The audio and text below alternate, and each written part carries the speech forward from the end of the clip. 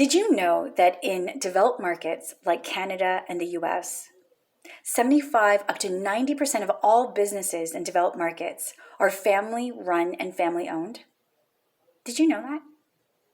What does that mean? It means that the majority of a workforce population in developed markets are made up of individuals who are either born into a family that has already established a successful business, or they are for hire, like employees, technicians, independent contractors that have to go out there, go to school, get a diploma to get a job. But did you know about the millionaire category? And what's interesting about the millionaire category is that the majority of the percentage that makes up that category are all self-made millionaires. And to add a kicker to this data, majority that start a new business in developed markets fail. So what does all this data mean?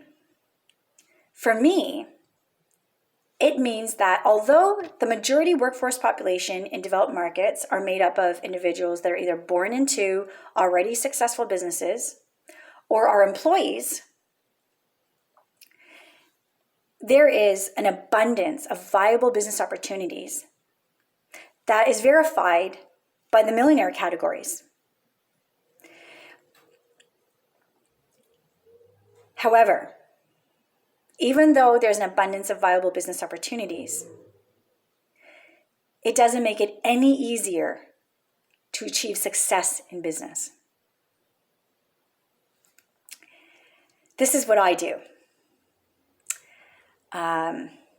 I probe into an environment and look at the big data sets. And then I scan to identify relevant patterns, to recognize sources that are causing and affecting positive outcomes, and just as importantly, to identify sources that are causing and affecting negative outcomes. And then I design an innovative solution to help you build a greater life and to help you achieve success in your business more effectively. I'm so passionate about this that I managed to get full scholarships to attend study at MIT, Columbia Business School, and Tech Business School, and study innovative and design thinking, which are strategic solutions and best practices that global enterprises utilize to disrupt sectors, to increase market size, and essentially to solve problems for their customers. Now I'm going to share my story. And I really don't want to do that because I'm the type of individual that I would rather show up and provide value. If there is a way that I can help you solve your problem, teach you a tool that can help you enjoy your life better, can help you improve your performance results and improve your results in your business, that's what gets me really, really excited. What I don't normally do is talk about myself and be personable. Because essentially I don't want you to feel sorry for me. I don't need it. It doesn't do anything for me.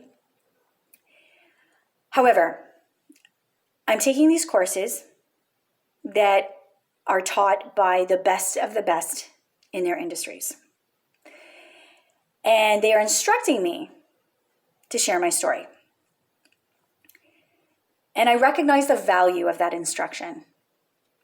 It's not so much to get you to feel sorry for me, but the value of sharing my story is so that you can relate to me. which makes me very uncomfortable. Because in fact, for most of you, it's very easy to relate to me. Because I am part of the majority of the population, and I'm not talking about the population of rural markets in like India or South Africa. I'm actually talking about the majority population in Canada and the US. People that are born into nothing, into poverty.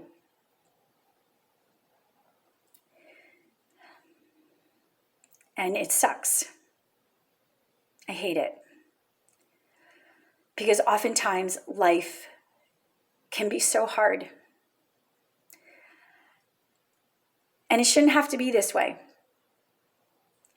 Policies ought to be different so that just because you're poor, you're not even further displaced than you already were before a pandemic or a market crash, or the sector that you're in is tanking.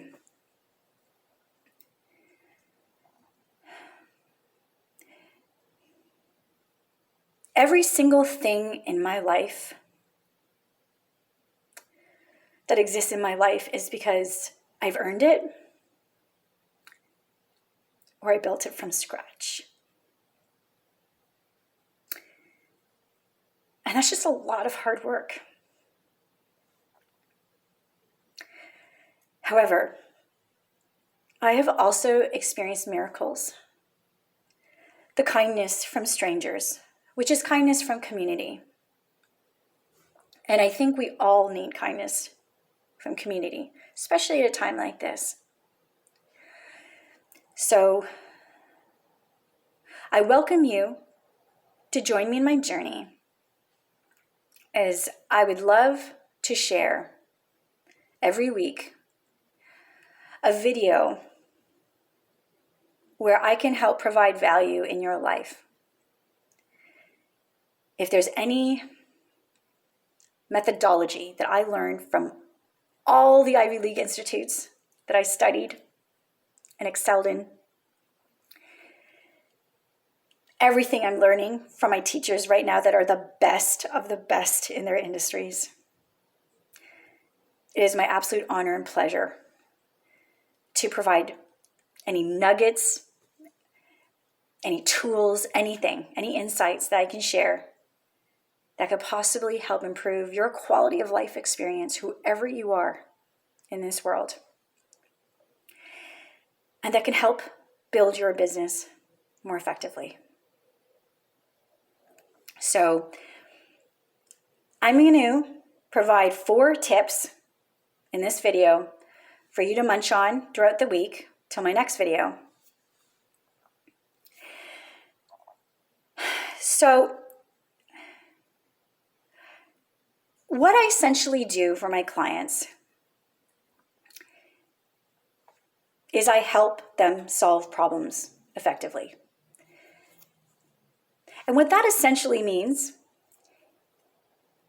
is I help improve their ability to produce high performance results consistently in their business. And I call that the science of human engineering. I heard it somewhere once, and I'm like, I like that. It really encapsulates what this is, what it is that I do, what I love to do, what I love to learn and iterate and master, and to share that knowledge. Because what I've learned from all of my professors and my current teachers right now, who are the best of the best in their industries, is that 2 components changes the game for everyone in this world. 1, education. Ivy League education and learning from the best of the best in their fields. Education, knowledge that you would not have access to without that education. 1. Component number 2 is belief.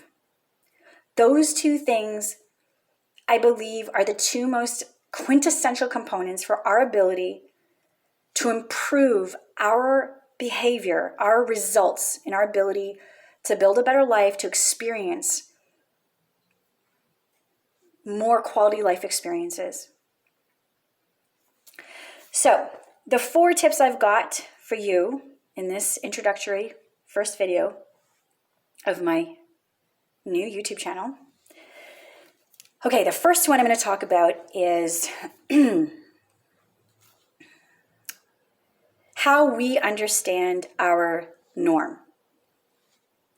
Okay, so each and every single one of us, everything we do and don't do, the way that we think and don't think, I believe most of us believe that it's our norm, our nature, our natural, when in fact, I think it's more accurate to say it's our conditioning, meaning we learned it somewhere. We watched others who have influence over us behave in certain ways, or we were told, taught, trained to behave in certain ways. And then it's a conditioning, but for us, it's our norm. So the first tip I have for you this week is to get a journal, whether it's lined or blank, either way. Select a journal, and throughout the entire journal, on every right side of the page, as you go on about your activities during the week, start to notice and observe the thought patterns that you have. And start to observe the actions that you take in different areas of your life and the actions that you don't take. Don't judge them. Don't just observe it, just witness it and just jot it down. However, on the right side of the journal, place the thought patterns and the actions that you do in your life that you believe are beneficial for you. And write them down on the right side of the journal, right page of the journal. And then on the left side of the journal, jot down what you notice, the thought patterns you have and the actions that you take or that you don't take, like procrastinating or stressfully venting on someone, just examples. And jot them down on the left side of this journal. And every page, every time you flip the page, it's just the same thing. So we're starting to organize our observations of our own thoughts and our own behaviors. Tip number 1. Because the first step is really getting the data, getting the relevant data, getting clean data without judgment, without changing them around, just write it down. Number 2. Okay, this is a really important one. Okay. So, going back to this norm from the first concept. So we have our norm, the things that we do and the things that we don't do. So the skills that we have acquired and the skills that we haven't mastered or don't even understand. If we are contemplating or trying to apply effort to go out of our comfort zone, and I'm not sure, but I feel that most that are watching my video has probably heard that. Oh, I've heard that before. I've heard, yeah, you got to get out of your comfort zone. Yeah. Like, you probably heard it, and you might have heard it a lot. But even if you have, I wonder if you actually understand the meaning behind that, or even recognize the impact of that concept. So I'm going to try to attempt to do this. I'm going to try to make something that I believe is seemingly very intangible and try to make it tangible. So when you're trying to learn a new skill, or you're starting a new job, or you're starting a new business, or you're learning to ride a bicycle, or you're starting a new relationship, like, whatever that is, whatever life event in your life, whatever it is that you're trying to do that is outside of your norm, I believe one could accurately say that you are stretching outside of your comfort zone.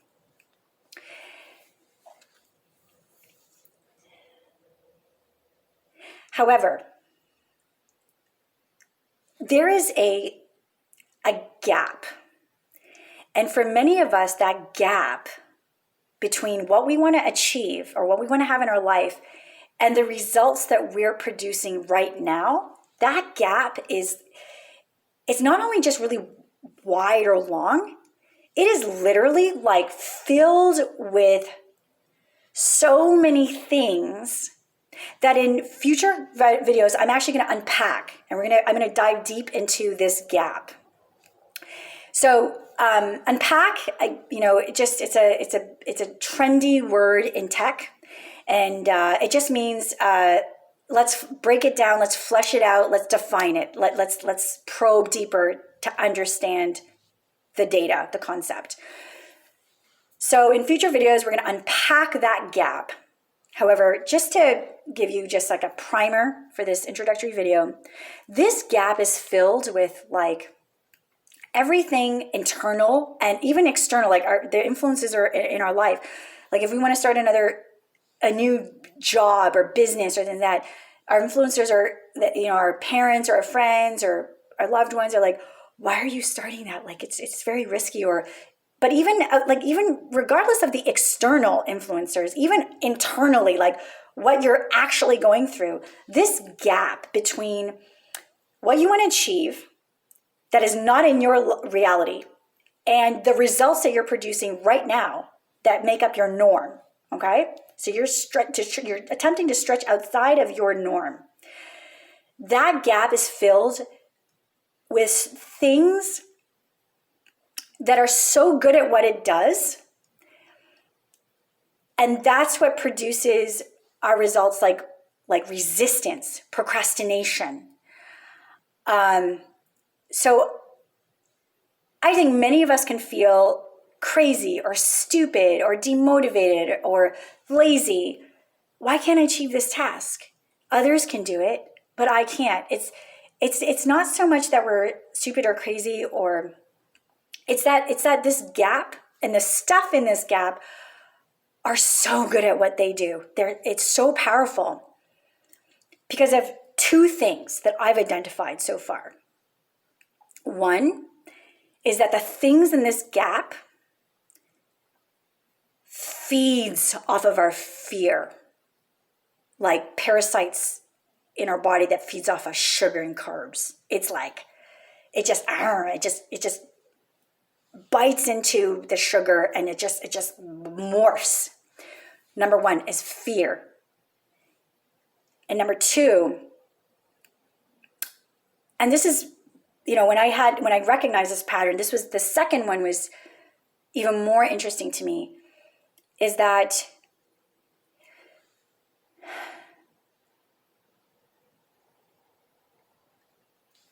our norm is entrenched, and everything that defines our norm is entrenched in our sense of safety.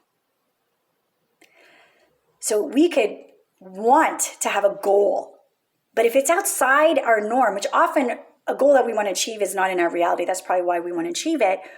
However, it's outside of our norm. And this gap, because of the fear, going outside of our norm threatens our sense of safety. And because of fear and safety, that's why the components in the gap are so good at what they do. It's almost like their job to keep us in our norm. Because the two things fear is what we're desperately trying to avoid. No, I can't do, I don't want that in my life. Even though I want to achieve whatever goal one wants. I don't want this thing. And I'll do anything I can to avoid this pain, this whatever, that fear, that component.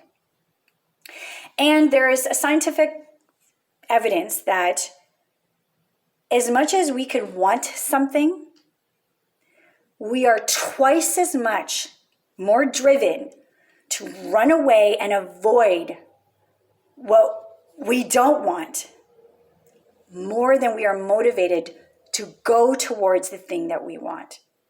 So you got the fear in the gap. And then the norm is entrenched in your sense of safety.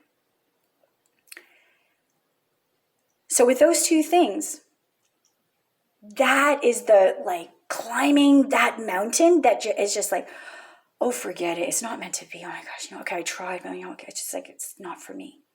Because it's going outside of our norm is threatening our sense of safety.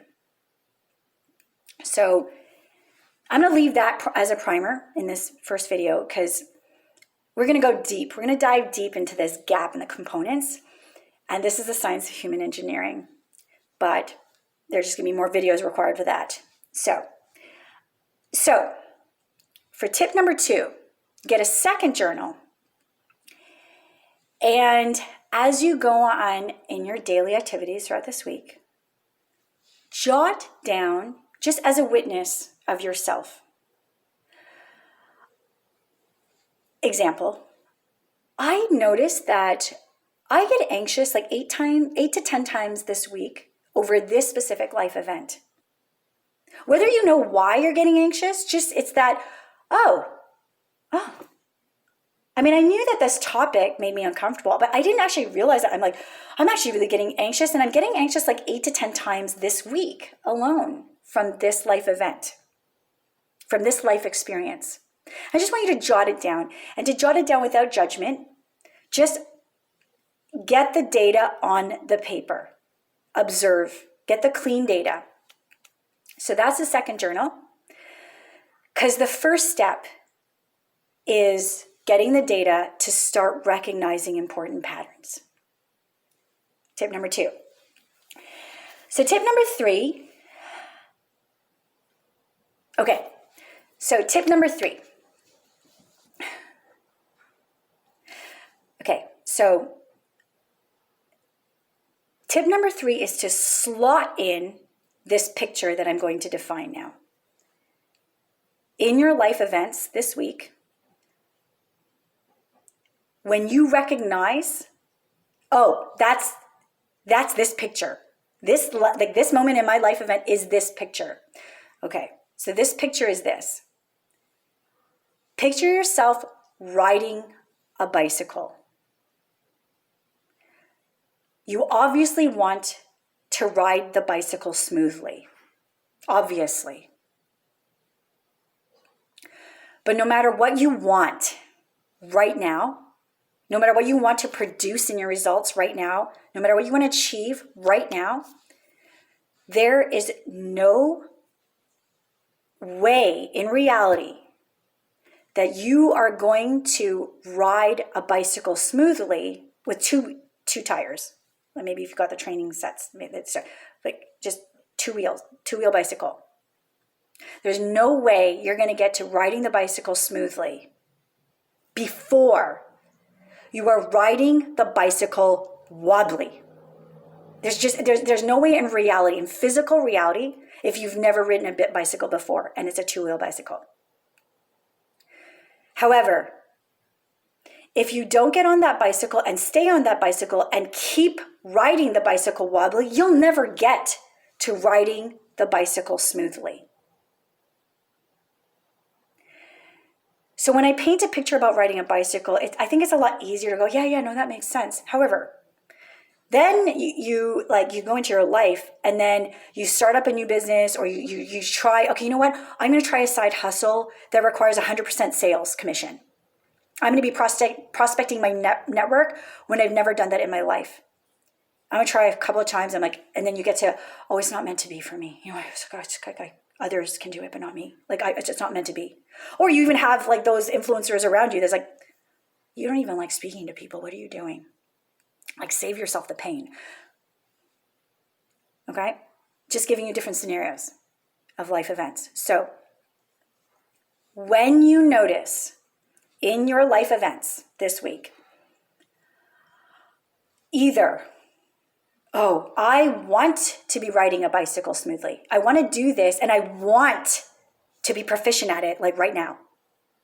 Okay? Picture that bicycle and riding that bicycle smoothly, and then recognize that no matter how much you want to ride the bicycle smoothly and you want to get there like right now, there is no way in physical reality you are going to get to riding that bicycle smoothly until you are riding that bicycle wobbly, and you're just going to keep riding that bicycle wobbly, and your only option is to either stop riding the bicycle wobbly or to keep riding the bicycle wobbly. You don't get the choice of riding the bicycle smoothly until you've mastered it, until you've figured it out, until you figured your core balance and on a bicycle, on a two-wheel instrument. Like, and although it may sound simple to understand for riding a bicycle, if we've never done it before, for some reason, when we start a new relationship or trying to lose weight or like starting up a business or starting up sales, 100% sales commission type business opportunity, all of a sudden that image, that picture does not apply. So tip number 3 is just picture that bicycle, yourself riding that bicycle smoothly, and picture yourself riding the bicycle wobbly. And the action this week is try to identify in your life events, oh, this is me starting up this side hustle that requires me prospecting my network. I am going to be bicycling wobbly. Like really connect that picture in your life event. Also, recognize where you already have mastered riding a bicycle smoothly in your life events. Oh, I achieved mastery. I did not know how to do this at some point in my life. And here, look at me. I'm riding the bicycle smoothly. Like, try to make these connections with these pictures of bicycling smoothly and wobbly, and start to identify what areas in your life events right now are you producing those results, aka riding the bicycle smoothly, and also, just as importantly, where you are riding the bicycle wobbly. Because when you can do this, you start to normalize that failure is okay.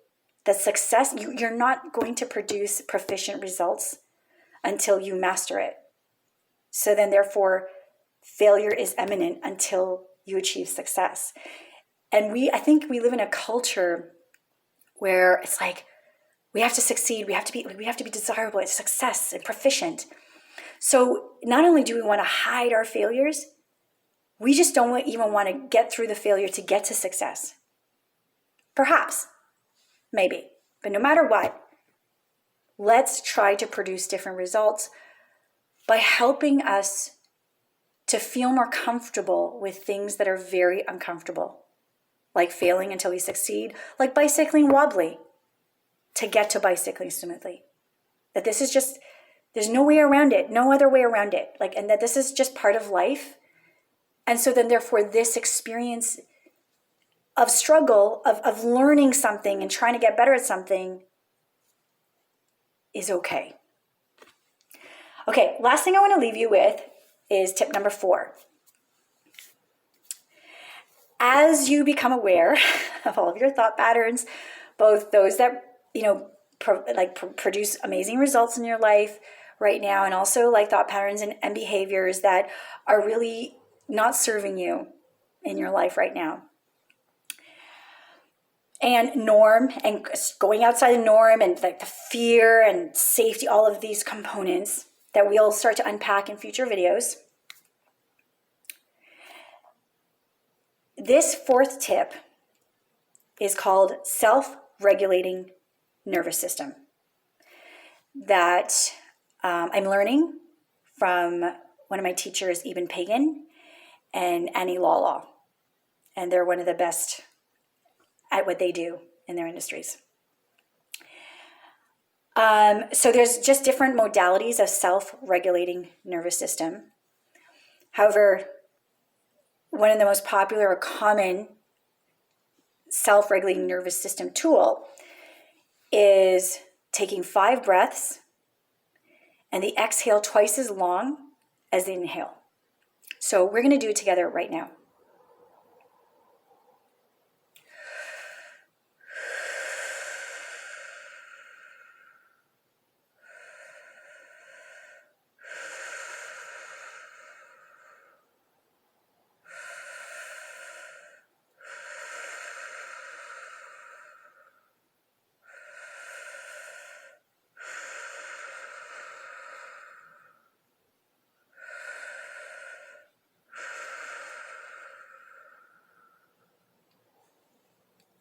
That's it.